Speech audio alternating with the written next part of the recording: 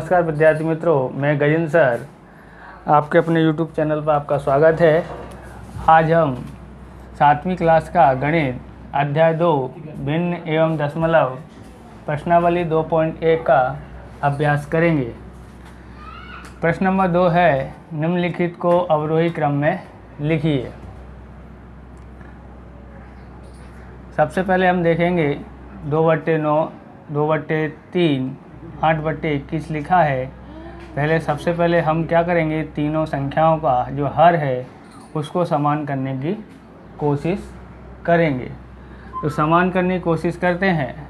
सबसे पहले देखते हैं कि ये इधर तीनों का हर अलग अलग है, तो हर हम समान करेंगे। सबसे बड़ी संख्या है 21। 21 का लासा, तीनों संख्याओं का लासा ज्ञात करेंगे। 21 का पाड़ा पढ़ने का है और चेक करने का। 21 एकन 21, 9 में आता नहीं है, 3 में आता है, तो ये लासा नहीं होगा। 21 दूनी 42, ना तो 9 का है, 9 में आता नहीं है, 3 में आ सकता है, 21 में भी आता है, तो ये भी लासा नहीं। 21 दिया 63, 9 के पाड़े में भी आता है, 3 से भी भाग दिया जा सकता है और 21 में भी आता है। इस तरह से ये क्या हो गया, 63 लासा हो गया। तो हम यहाँ पर देखते हैं 2/9 में कितने का गुणा करें तो 63 आता है, यानी कि इसमें गुणा करेंगे हम 7 से। तो 7 से गुणा करते हैं तो 2 सत्ते 14 और 63। इसी प्रकार से हम 2/3 में भी कितने का गुणा करें तो आता है, तो 21 से गुणा करते हैं, तो 21 से गुणा करते हैं। 21 दूनी 42, 21 तिया 63। इसी प्रकार से 8/21 में 3 से गुणा करते हैं, तो 8 तिया 24, 21 तिया 63। इस प्रकार से हम लिखते हैं 14/63, 42/63 और 24/63। अवरोही क्रम में लिखना है तो हमें यहाँ देखते हैं कि पहले सबसे बड़ी संख्या लिखते हैं। इधर से सबसे बड़ी संख्या है 42। 42/63 लेस देन, फिर उससे छोटी है 24/63, फिर उससे छोटी है 14/63। तो इस प्रकार से हम देखते हैं 42 किसका आया है, तो 42 आया है 2/3 का। 2/3 लेस देन, फिर देखते हैं 24/63 किस में आया है। 24/63 आया है 8/21 में। यहाँ देखेंगे 8/21 लिखते हैं। इसी प्रकार से अब देखते हैं दूसरा, कौन सी संख्या बची, 2/9। अब हम दूसरा सवाल करते हैं।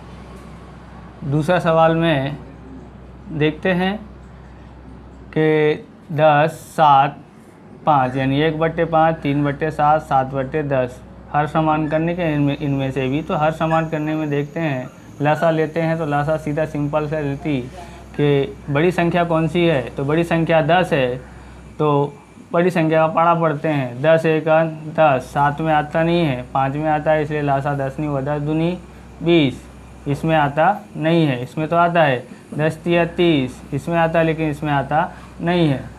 10 चौक 40, ये भी नहीं आता है। 10 पंजे 50, इसमें आता है, इसमें भी नहीं आता है। 60 नहीं आता है। 10 सत्ते 70, 5 से भी भाग जा सकता है, 10 से भी जा सकता है और 7 से भी जा सकता है। इसलिए अब हमको कितना लासा लाना है, 70। तो हम यहाँ पर लिखते हैं 1/5, 3/7, 7/10। इस प्रकार से हम 5 का पाड़ा कितने का पढ़ें तो आता है 70, तो 14 बार। 14 पंजे 70 होता है, तो 14 का गुणा किया। 7 का पाड़ा कितने का पढ़े, 70 आता है, तो 10 बार, तो 10 का गुणा कर देते हैं। 10 का पाड़ा कितने बार पढ़ेंगे तो 7 बार। इस तरह से हमने लिख दिया। इसको मिटा देते हैं और यहाँ लिखते हैं 14 एकन 14 बटे में 70, 14 पंजे 70, थोड़ा जगह रखते हैं। 10 तिया 30 बटे में 70, 10 चौक 7 सत्ते 49 बट्टे में 70।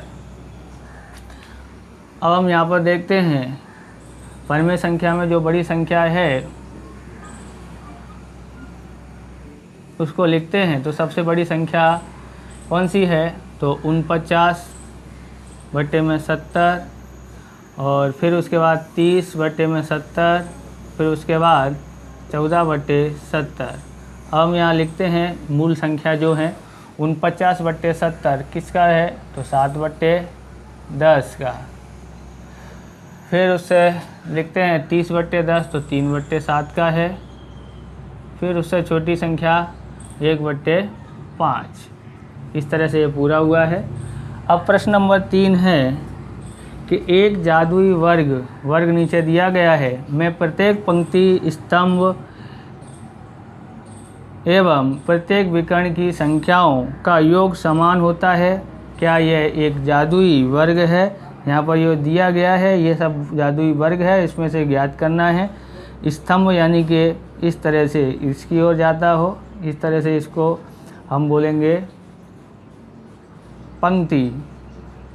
तो ये 3 पंक्तियाँ हैं, और स्तंभ यानी कि नीचे की ओर सीधा खंबे की तरह इस तरह से, तो ये स्तंभ है। तो 3 स्तंभ 3 पंक्तियाँ हैं। प्रथम पंक्ति का योग करते हैं। प्रथम पंक्ति देखो, ये रही पंक्ति। प्रथम पंक्ति है 4 बट्टे 11, 9 बट्टे 11, 2 बट्टे 11। यहाँ लिखते हैं 4 बट्टे 11 प्लस 9 बट्टे 11 प्लस 2 बट्टे 11 हर समान है, इसलिए 11, 4 प्लस 9 प्लस 2 बराबर 9 और 4 13, 13 और 2 15, 15 बट्टे 11। इस प्रकार से ये हुआ। अब द्वितीय पंक्ति देखते हैं 3 बट्टे 11, 5 बट्टे 11, 7 बट्टे 11। तो द्वितीय पंक्ति का योग, तो लिखते हैं वापस से 3 बट्टे 11 प्लस 5 बट्टे 11 प्लस 7 बट्टे 11 हर समान है। तो 11, 3 प्लस 5 प्लस 7 बराबर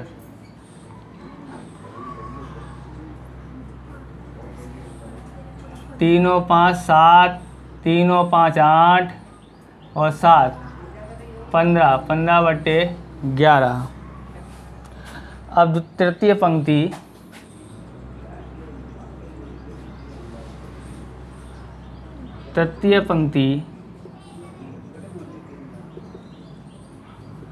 का योग,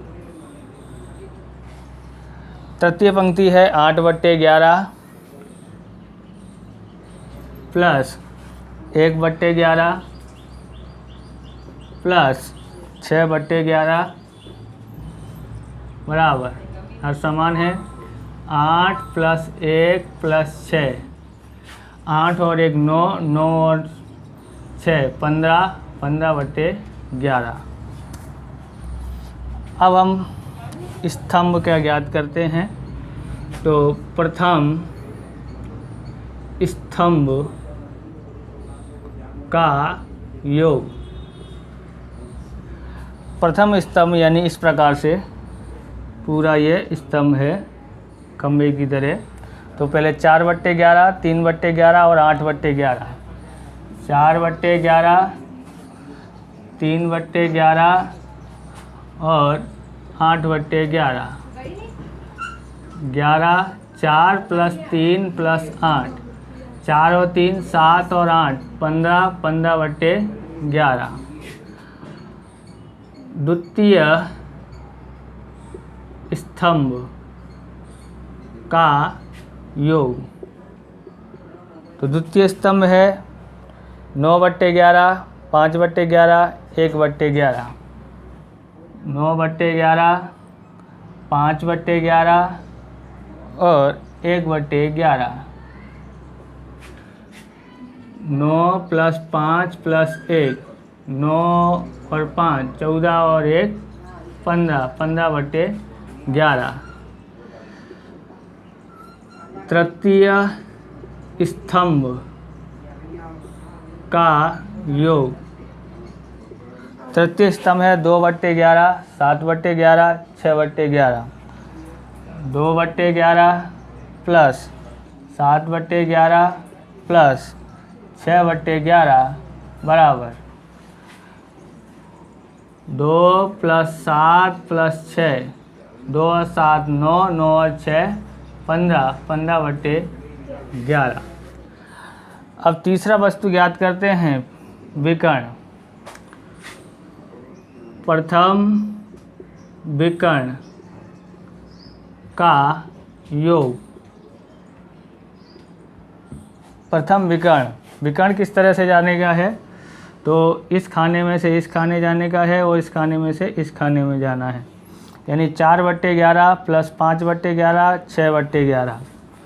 4/11 प्लस 5/11 प्लस 6/11। 11, 4 प्लस 5 प्लस 6, 4 और 5 9, 9 और 6 15, 15/11। द्वितीय विकर्ण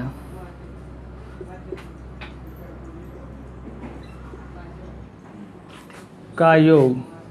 द्वितीय विकर्ण देखो, इसमें से ये खाने में जाना है, इस खाने में से इस खाने में जाना है, यानी तिरछा यूं करके यूं। तो यानी 2/11, 5/11, 8/11। 2/11 प्लस 5/11 प्लस 8/11। 2 + 5 + 8 बराबर 2 और 5 7, 7 और 8 15, 15/11। इस तरह से देखोगे सभी के योग कितने आ रहे हैं, 15/11, 15/11, 15/11। इस प्रकार से कह सकते हैं ये जो वर्ग दिया है वो एक जादुई वर्ग है कि नहीं है। किस प्रकार से उसको रखा गया है कि सभी के टोटल 15/11 आता है। अगर आपको मेरा वीडियो अच्छा लगे तो चैनल को सब्सक्राइब करें, कमेंट करें और अधिक से अधिक शेयर करें। जय हिंद, जय भारत।